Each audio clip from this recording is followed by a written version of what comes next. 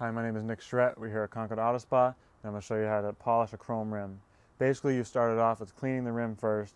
You want to rinse it down, and then you want to take a wash mitt to it, preferably not the same one as you're going to use on your vehicle's paint surface.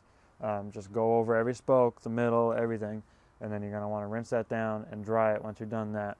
And then you take your metal polish, which is a polish and a protectant, helps keep stuff off of it, and it will make it shine and look really good. You want to shake it up real good first. Then you take some. I like to apply a little bit to a towel on the corner to find it easier to work with. Bunch it up in the towel. Take the section that you want to do. We're going to do the center cap. And you just do circular motions all around it. You're going to start to get a black residue on the towel and on the rim itself.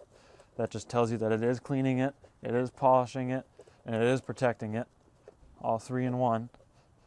Eventually it'll start to fade away. You don't have to wait until it's all gone, faded away, but you can if you'd like. It depends how much you want to get into it. This one's pretty much gone. There's some dirt on it. You flip it over to a clean side of the rag, and you wipe the rest away, and you're left with a smooth, shiny surface that is absolutely 100% better than if you didn't polish it and or clean it. And that's basically how you would go about polishing a chrome rim and making it looking real good.